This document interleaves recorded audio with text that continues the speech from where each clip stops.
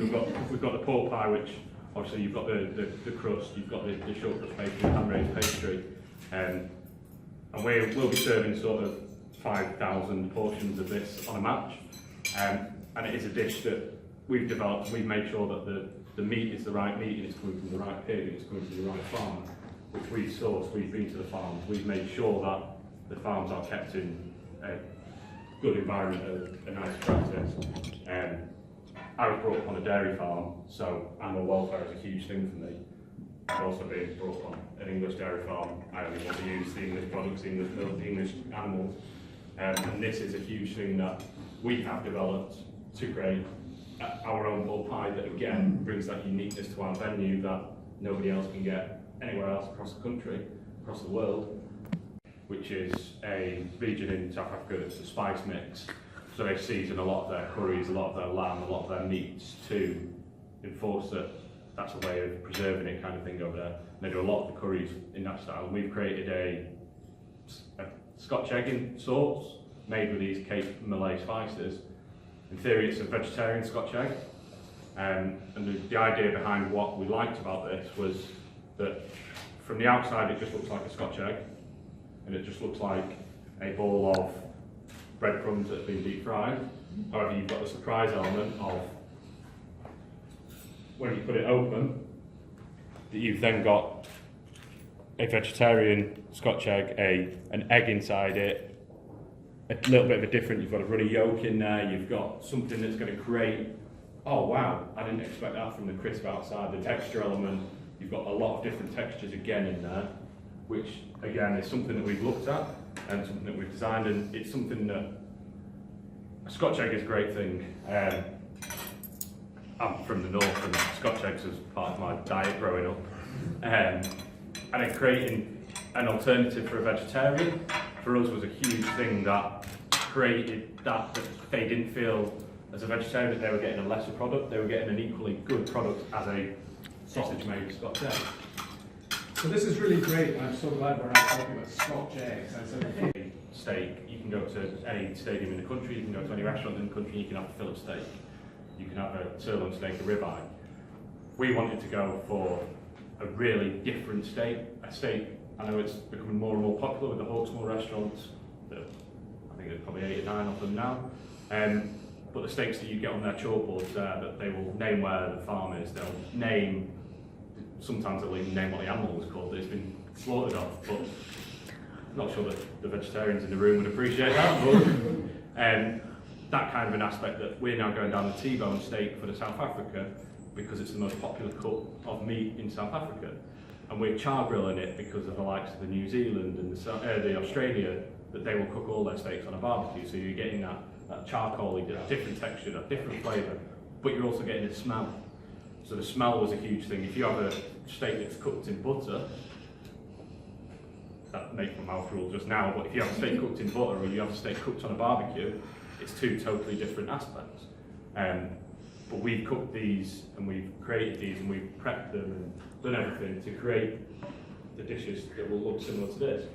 We've then got the triple cooked chips that have been cooked in salted water, then in rapeseed oil and then finished in beef dripping to enhance that beefy flavour to them, to make sure that that dish is going to be a one of a kind, that the steaks are immaculate for a steak restaurant, that you would go to a Hawksmoor and you would argue, well, I just went to Twickenham and my steak there was equally as good and equally as big as what it is there. And the really interesting thing is that you can't make a good steak from bad meat, but you can certainly ruin good meat if you don't cook it properly. And you were talking about the way that you're cooking it. And also, when you char grill or barbecue, you get a Maillard reaction that releases certain volatile aromas, and it smells of charred meat. And we've got an ancestral love of that. Those of us who haven't gone vegetarian, we've got a love of that. We're instantly kind of drawn to it. There's something in our brain that says, here's a food source, here's something that you should be seeking out.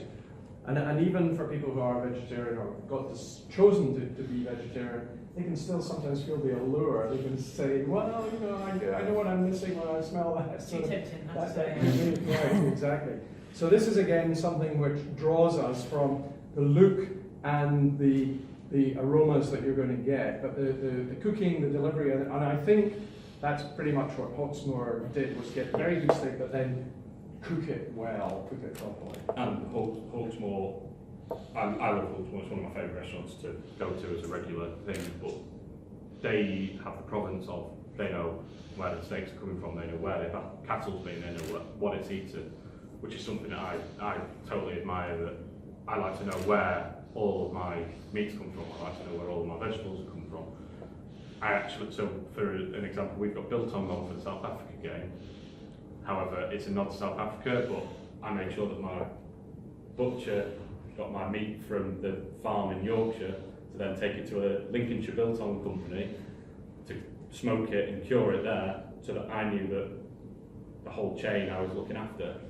But it's a South African biltong, but just done with our English nod to a English cattle in an English processing room. And it's just something that we totally thrive on here, is making sure that the food that goes to the customer, food that goes to the guest, is as good as it can be and is being treated as good as it can be.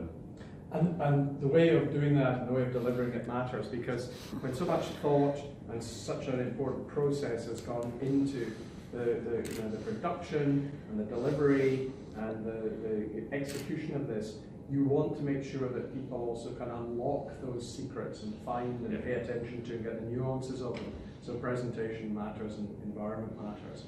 And I wanted to sort of end the formal part of this in what we're talking about today by thinking about exactly what happens when we go to the fine dining, and if we think of moving to the East Wing, or we think of the careful presentation.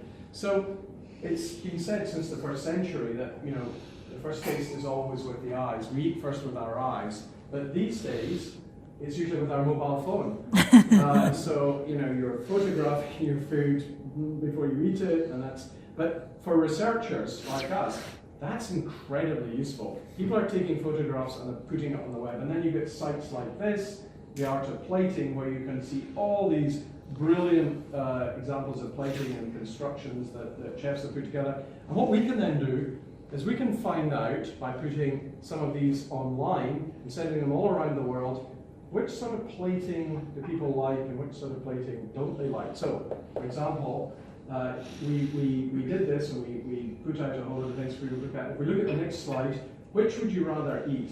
Plate A or plate B? Just shout out. A. Right, A. So children would rather have B. That's interesting, right? Because children think, if there's anything on the plate I don't like, it's going to contaminate the other things. So they write them all separate, they can try them all, and then they can say, ooh, but as adults, we want our food to touch. Now here's another thing that's wrong with, and stay with the slide, something that's wrong with B and that might put you off. And I asked Tom, and he gave me the answer I always love to get from chefs. So, would you put 4 scallops on a plate or 3 scallops on a plate? He said, obviously 3. And chefs will always say 3 or 5 and not 4 or 2. And you say, why? And they say, well, that's just how we do it. That's right. And you think, what's the secret behind that? Because it does seem right. All of you, if you're looking, will probably prefer the plate with 3 to the plate with 4. Is that because that's how it's always been served, or is it that somehow it's more organic, more natural?